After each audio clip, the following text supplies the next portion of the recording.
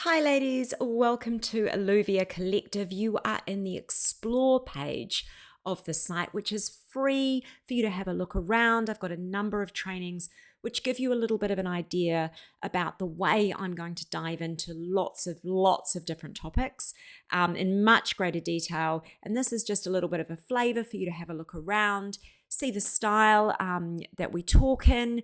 And remember that every week in Tier 1, I will be unpacking a topic through either a live webinar or a podcast. I'll be bringing in experts. But if you can't join live, you can watch it later. I will send out a sort of sift sheet, I'm calling it, where I'll put all the key highlights in and you can watch it in your own time and you can ask questions in your own time, because that's what the rich community chat and the gold does to me, is women being able to talk to each other. Now, this topic, sleep issues in perimenopause, and let me tell you, they do actually go right through to menopause. They certainly did for me, or are doing for me. This is one of the biggest topics I'm going to unpack. It affects, I would say, 90% of women. There are a very lucky 10% who don't have it, but it is one of the most common symptoms of early perimenopause when progesterone gets low. What is the most common? This 2 to 3 a.m. waking, which honestly drives us pretty much insane, and truthfully insane, because you can't get back to sleep. And it is one of the most common symptoms of perimenopause. And it may or may not be accompanied by night sweats. I certainly didn't really have that early on. I would wake up hot as perimenopause went on.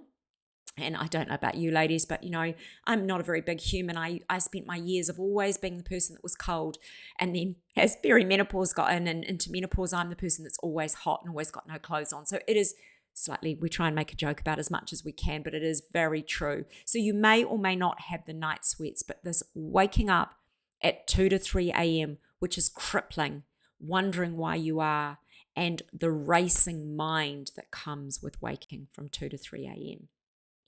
So why is it happening? Just very briefly, there are lots of reasons, but hormones, both estrogen and progesterone have a part to play, but progesterone is a big one that we don't know so much about. And I unpack this a little bit if you watch the progesterone and estrogen training I've done on here, from information from Dr. Mary Claire Haver. But it is often the first hormone to diminish. Progesterone, it was for me. It had literally tanked. I did get my bloods tested.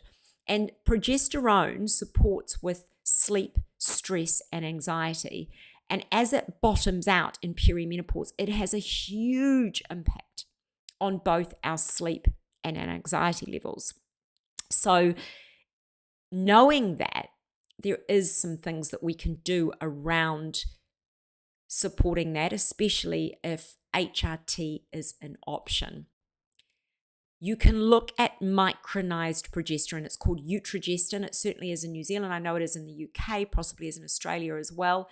And you can use it only. Now, there are a lot of GPs or healthcare providers that say no. And I think part of what I'm doing here is that I think we need to start advocating for our own healthcare and going in and challenging that, because I know from lots of the best providers in this space, Dr. Louise Newson in the UK, Mary Claire Haver, that it is absolutely fine. And I was lucky enough to be on progesterone only from a provider I found in New Zealand. But interestingly, when I went to my GP to get some more hormones, they were like petrified of me only being on it, and there was no reason for that. That's a few years ago now. And if it was now, I would be saying, if I was younger and it was just, this was my only symptom, it was stress and sleep, I would have stayed just on progesterone only for a while. However, I'm quite happy to be on estrogen as well. Remember, this is a bioidentical hormone, the Utrogestin. It is not progestin. Now, just remember, if you do have a chemical progestin, which would be the Mirena, or you're on the contraceptive pill, that is not going to be giving you the sleep benefit. That is only going to come from the Utrogestin, or the micronized bioidentical progesterone. So it's really important to understand the difference. Now, I really felt this. So just to give you a little live story quickly, as bite size, I had to have a hysteroscopy and D&C and polypectomy last year because my endometrial lining had thickened, so quite dangerous, and we had to get that checked out with my gynecologist. She fitted a marina, and that was just to keep, as she calls it, to keep the lawn trimmings, to keep my endometrial lining reduced, to keep it thin, so we don't have this issue of possibly it thickening and the risk of endometrial cancer. And she said, okay, you're on micronized progesterone, and a lot of people, doctors, are only going to put you on the progesterone to protect your uterus. So she'd already put, let's say, the marina in to do that job. So some GPs or some doctors would say, well, get rid of the micronized estrogen. So I said, okay, I'll reduce it to 1.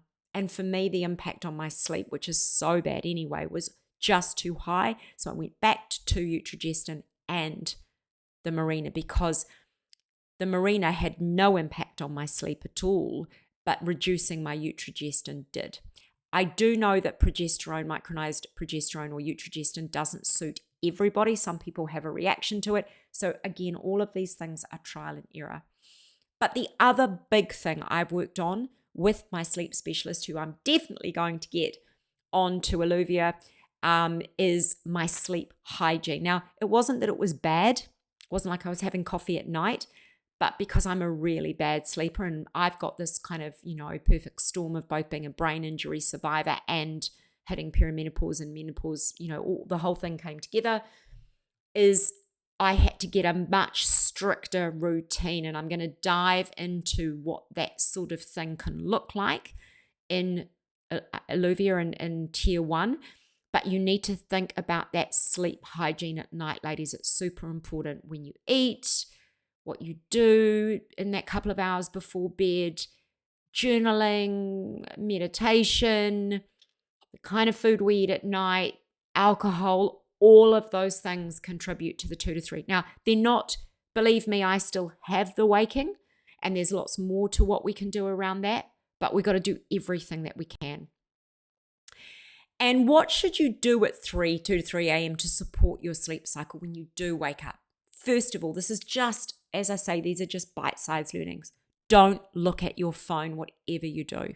Once you do that, your brain is going to engage and it's pretty much all over Rover. Your cortisol levels have woken you up.